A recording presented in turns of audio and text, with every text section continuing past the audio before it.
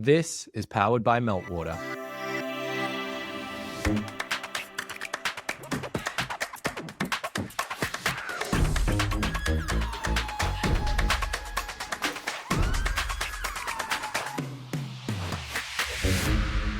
Hi, I'm Dino Delich, and in the studio with me is Genevieve Bramall and Stephanie Lerder. I'm Jen, and I'm the head of PR in News Corp Australia. I'm Stephanie. I'm based in Chicago. This is the Morningstar headquarters, which is an investment research firm. I've asked Genevieve, aka Jen, and Stephanie, aka Steph, to join me as my co-hosts. They're two communications professionals at different stages of their career, and I know they're going to learn a lot about themselves from the different industry experts I'm putting in front of them, because I have an underlying motive. This is part podcast, part experiment, and part comms bootcamp.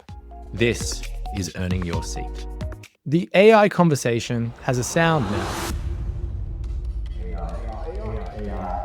It's the hum of 1,000 LinkedIn posts, the same statistics recycled, the same hot takes reworded, reposted until everything feels both urgent and oddly hollow. And if you work in communications, you feel it everywhere. So in this episode, we try to get past that noise, past the echo, and ask a sharper question. What's actually true right now? Not AI is coming, not you should experiment, but the things you can hang your work on. So here comes our guest, Dan Nestle, a veteran communication strategist who's been living in the AI conversation for years, including more than 100 episodes on his own podcast, which is called The Trending Communicator. You should definitely go give that thing a listen. And a string of recent appearances across the industry, an industry dying to know what to do right now. I imagine that we are all looking at the same types of feeds, especially in the PR field these days. And a lot of it is echoey, and a lot of it is just people bouncing stuff around because they themselves want to build their personal brands. I went to a conference last week and I heard the great Andy Crestodina. Andy said that it's not thought leadership unless you can disagree with it. And I'm paraphrasing.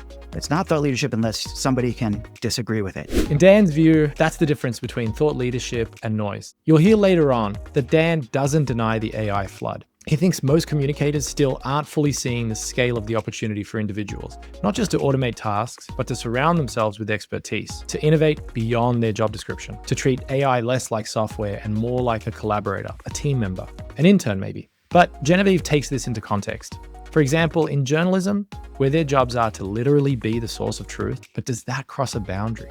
Yes, you can use AI for research, drafting, even hygiene content, but we find out in this conversation that in high-stakes work, the human side can't just be ignored. The human has to be the driver, the main character, the person accountable. And when the conversation lands on what a comms leader should do on Monday morning, inside a large organization with uneven AI adoption, Dan's answer is surprisingly grounded. It has to be hands-on. It has to be like within the use cases that you have in comms, in your function. Like I said, a shared laboratory experience where you are experimenting together. Document it all. Start to put things in motion immediately from what's coming out of that.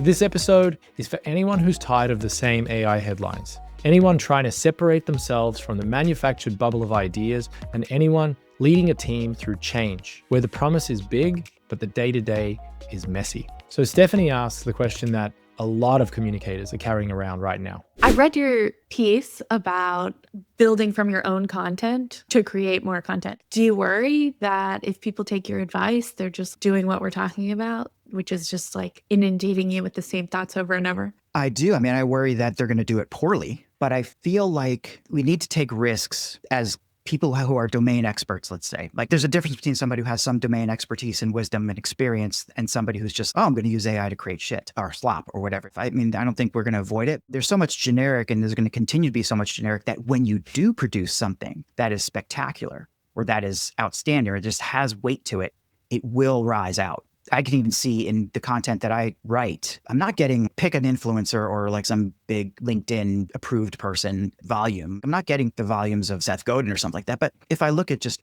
the content that I do share, it's when I share something that's, okay, there's something in here that's different, or I'm just laying out a case. Sometimes if it's too long, I don't get a lot of clicks, and that's okay. But I get responses and I get people talking to me about it. And I think that's going to continue to be the case for good work. And it's going to be a sign of good work. Like I said in the beginning, you have three very different people, right? Jen and Steph lead comms teams, but I work on the vendor side. And of course, we are so excited to talk about AI tools and what AI will do for people. But there's a reality on the ground is that like it has to be adopted in a certain way. And going back to the noise thing, I think I understand the principle that you're preaching, which is because it's so noisy, you don't always have to create new content. I'm not afraid of adopting AI workflows. But I think there definitely are some people that are not afraid of doing it, but they're afraid of just wasting time. That's kind of part and parcel of learning it. So that's where I was going with that question of what are the three things? What are the three things that you know that based on all the people you've spoken to, that when they've done those things, their lives have changed for the better? Three ways I think I can speak for myself for sure, but I know from the people I'm interacting with and the little bubble AI communities, we're all geeky about all this stuff. The first thing I would hope that people recognize that's changed dramatically is the scope of opportunity for an individual to really expand and enhance the value that they add to either their own job or to their employer or to their company or pick a poison. And there's a lot of reasons for that. The one that people talk about most is AI can handle the crappy tasks so that you can focus on the good ones, so that you can rise up the value chain and focus on strategy. I think that's undeniably true that are process related. And okay, it could do emails and it could do drafts and it could do some of the rotten editing things. And now it could do a lot more than that. But sure, it can do a lot of the process related things that we don't love to do. So it frees us up to do other things. But I look at that as table stakes now. And where I think the opportunities are that I'm speaking about is the opportunity for innovation within your world, within your role, and even possibly beyond it if you have a very kind and thoughtful management team or boss, or if you're by yourself. Because Chris Perry told me recently, he used to be at Weber, and now I think he's part of it. He's in his own company called Andus Labs or Andus Labs. I don't know how to pronounce it, but ANDUS. But Chris said, and I don't think he was the person to coin this, but he said, now everybody's got a PhD in their pocket. So you have a PhD in your pocket, and do you ask your PhD to take out the trash on the weekends or make sure that your email is alphabetized? I don't think so. Certainly the PhD could do that, but I would ask the PhD things like, I wonder if I could create a completely new approach to this problem I'm having. Can you help me do this? And start with an open conversation with my PhD.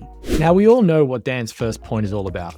He's talking about AI automation. He treats stuff like drafts, edits, emails. They're all table stakes. What he's more interested in is what happens when expertise becomes ambient. Not just your expertise, but AI's expertise. Are you confused yet? Don't be. It's simple. When you can surround yourself with capabilities you didn't have access to before, like research, synthesis, language, structure, right there in front of you, anytime you want it, are you going to waste it? Or are you going to use it? Literally, you can have an idea while you're in the shower and have a full-fledged pitch by the time your hair is dry. And that's when he drops the phrase that stuck with me ever since, a PhD in your pocket. Back to Dan on that point. Because I think it has been an excellent tutor or a fantastic way to upskill yourself. And I guess that feeds into the innovation point a little bit because it is related. But once you start to really, I think, get accustomed to the idea that there's this powerful body of knowledge sitting in front of you, right? It's ridiculous the amount of knowledge that's at your fingertips. It has never been the case in all of human history. Surely, if you talk to it to help you with a project or to work through some writing or to work through some ideas, it not only can it give you some suggestions, and sometimes it's often wrong and you just have to see that, but it's fun in any case, even when it is wrong. But you can continue to push and iterate and just find out interesting ways to think about your work that you haven't before. When you're able to sit there with the AI and test yourself, kind of pressure test ideas and go through the work that you're doing, the value is incredible and the learning can go off the charts. I'm learning code, for crying out loud. I'm learning to identify where code can be helpful, and I'm learning to say, okay, this can be an automated solution. I think I can make it happen. But that seems to be so on brand for Dan Nestle, someone who went from teaching English to recruiting to you've bounced around. And so the fact that AI took you down a path where you're now coding, in some ways it's inevitable in the sense that it can tutor you, but it also, like, you are seemingly a person who explores your curiosities. But here's what I wrote down from the three things. You tell me if these were the three things that you wanted us to take away. Scale yourself. You can have AI help you do the tasks that take too much time. Innovation, asking it for new and creative ways to solve existing problems that you're already doing rather than just asking it to do it for you. And then tutoring and upskilling.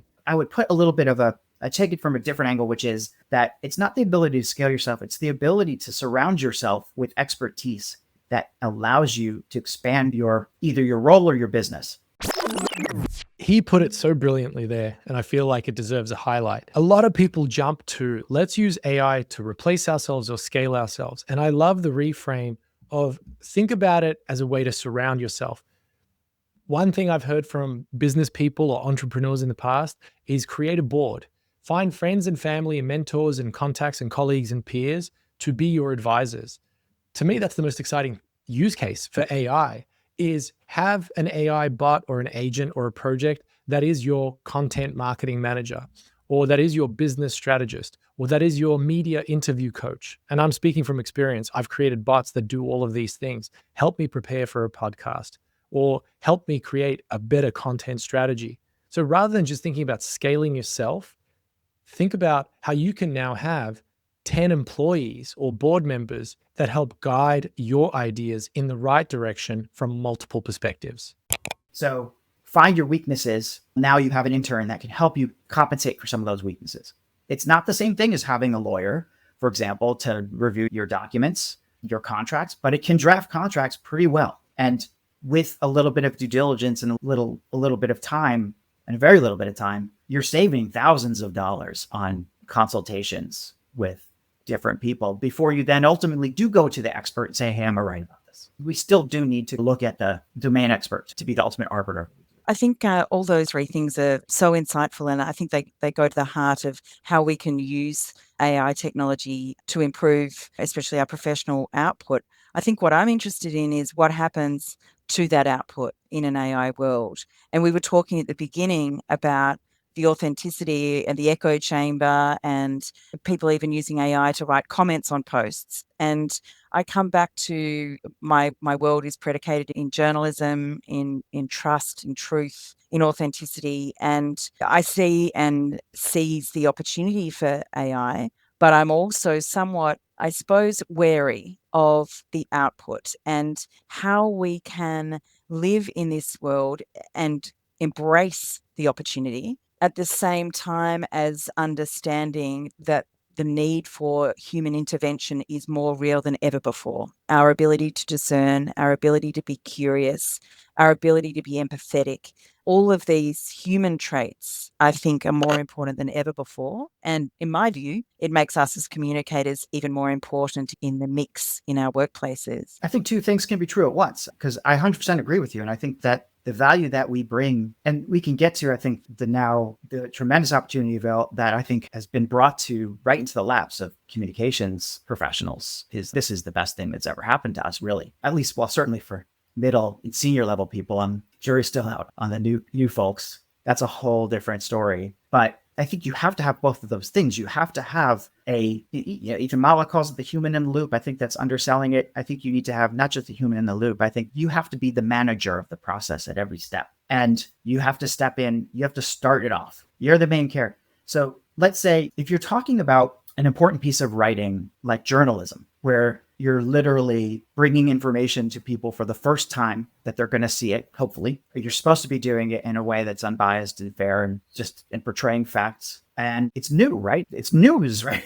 It's new. The human has to write that first, at least the first draft. And then you can work with AI to accelerate the production process and find better ways to fix the style or to do the editing, et cetera. And then find your way through with your AI buddy or your intern, whatever you want to call it, to build out your to get into your rhythm really with it. And then ultimately, in the end, you have a piece that you can say you wrote that. It's no different than working with an editorial team or with a ghostwriter or a freelancer, but you started it. You were there every step of the way. And then you walked away from AI and you finished it. You went through it. You made sure it was fine. And you now have to take accountability for it. And that, I believe, that one word, accountability, is going to play more kind of central role in the way that we look at important high stakes content versus throwaway stuff that you just want to get out there to just get out there. I would never advocate for any professional in our fields to just do throwaway content. But sometimes, frankly, is a press release really that important? Honestly, is it that important to say a human wrote this? I don't think so.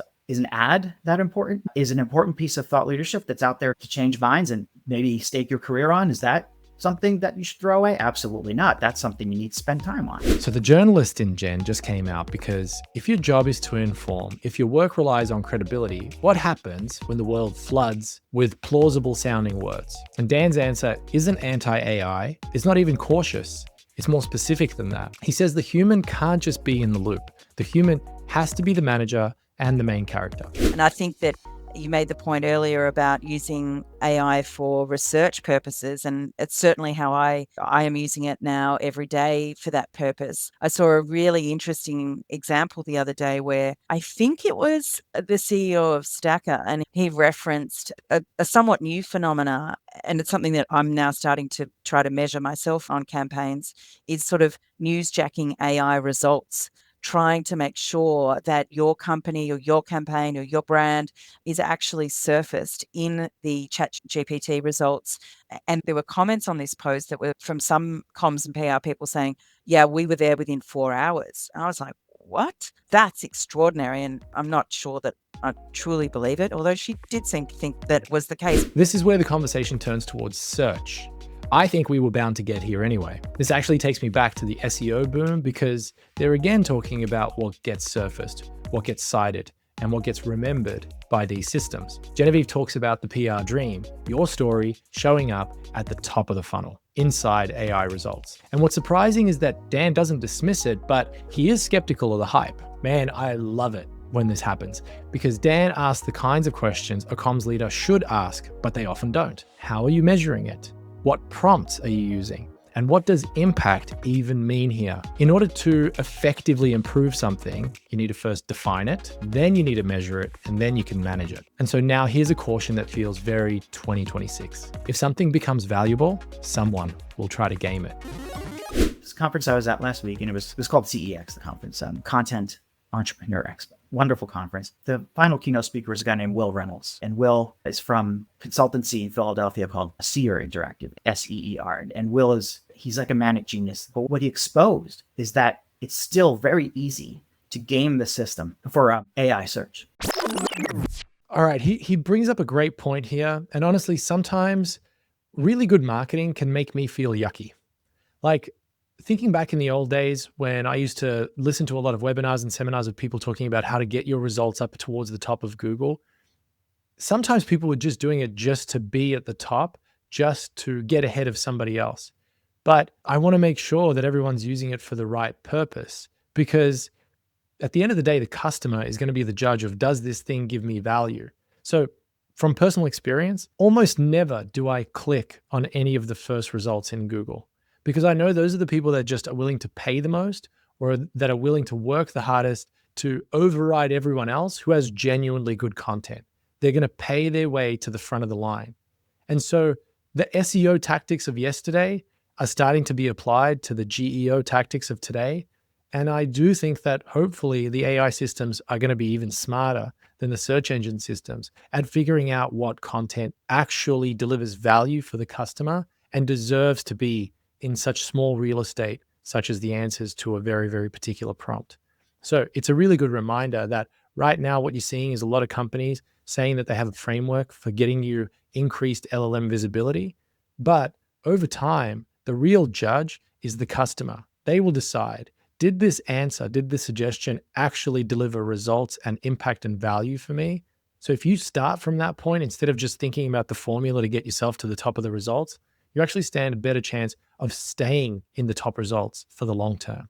And there are some companies and some shady groups that have figured this out because it's still very SEO related. If you follow the same SEO practices like junk SEO, black hat SEO that was outlawed or shunned decades ago, similar practices are happening now so that you can have AI create 40 blog posts that are around a specific topic, for example. And if it is structured in a certain way, or if it has the right kind of context in all of those blog posts, you might be getting some more attention than you had before. AI search works fundamentally differently, of course, than SEO. The main thing, of course, is that it already has all the knowledge in it. It's not searching, it's just pulling what it thinks is the best answer. And when it doesn't have the answer, then it goes to the web. So when the information you're asking for isn't already in its training data, it then goes to the web. And when it goes to the web, it's not necessarily choosing things by SEO order. It's choosing things with semantic distance is what they call it. So semantic distance is how closely related the information is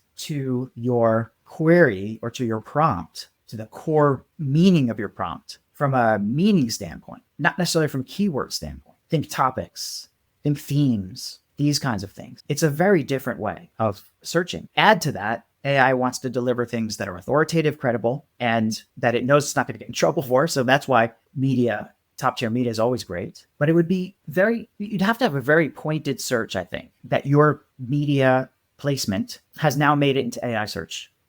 I'm sure it's possible. I just wonder how they're measuring that. What does that mean from an impact standpoint? I'm interested in the perspective, like oftentimes we say like a one-man PhD or this, and I find that my experimentation with AI to be a very like one-to-one experience, right? It's pulling from my files, my knowledge base, and I'm having a dialogue that isn't really shared. But I lead a team of 20 global professionals, and whatever I'm upskilling myself on is not helping me, right? Like I need the whole team. I need them all to be GEO experts. I need them all to upskill. I need them all to use the same agent in the same way. So what are some like practical things that if you're in our seat, Jen and my seat, you're leading a team inside in-house function, what should we be doing? Yeah, it wasn't that long ago that I was doing that and trying to get in the early days of AI, way back in 2023 and 2024, right? How do we build a culture and a workflow that encourages us to experiment with AI along the way in a safe way that's going to actually bring us benefits and bring us the kind of either the innovation or the productivity benefits or the efficiencies that AI promises. And there's no formula, right, at this time for how that works. Because as you said, Steph, it's a one-to-one kind of relationship you start to build with the AI, right? You're going to connect different dots than I will, or than Dino will, or than Jen will. And that takes you down these different directions in AI when you're interacting with AI, and you will come to different places. But as you said, that's helpful. That could be helpful for you for something that you're working on it for one time. But across your team, there are huge gaps in AI literacy from person to person and from organization to organization. And you often hear things like, first, we need to have a policy. We need to have governance. And then we need to figure out what tool we're going to allow people to use for 47 minutes a day. There's so many limitations that are placed on it. So in many ways, there's disincentives to move forward with AI especially in large organizations. It just seems like a hassle before it starts because it is. And that's a fundamental work culture problem. That is an issue that has to be solved from the top down. It's not going to be solved by everybody just taking a couple courses on AI. I think as a team, you need to get comfortable with it together first. I think this is a perfect place to end the episode. But before you press stop, let me just give you a little bit more. The conversation we just had feels like a map of where we are and where we could go in this fast-moving world of AI. What's clear is that AI is not a fleeting trend or a simple tool. It's now sitting at the table with us. But this doesn't come without a set of questions, and certainly not without a responsibility we can't ignore. Dan Nestle offers a refreshing perspective. While many in the industry are still caught up in the noise, chasing headlines, recycling content, he urges us to dig deeper. But what happens when every piece of content is shaped by algorithms? Is it still real? Does it still hold weight? This is where Dan's take on the human role becomes crucial, especially in high-stakes situations. For those leading teams, the challenge gets even trickier. How do you bring a whole group along as you handle this Pandora's box? AI is a one-to-one experience at first. Yes, but when you have a team to manage, AI literacy is something that needs to be nurtured together. This conversation isn't just for communicators, it's for anyone trying to make sense of AI's role in their work and lives. We've all seen the movies where the robots take over, right? Don't worry, that's not what's happening here. It's more like the robots are driving the car blind and we're trying to teach them how to drive. So, as we all wrestle with AI's place in our lives, maybe the real question is this: are we going to let AI guide us, or are we going to manage the conversation ourselves? Earning your seat isn't about passively absorbing, it's about executing. So take a moment and reflect, and think about how you can use what you've just learned in this episode to grow, recalibrate, and improve. Thanks for listening. I'm Dino Delich. We'll see you next time on the next episode of Earning Your Seat.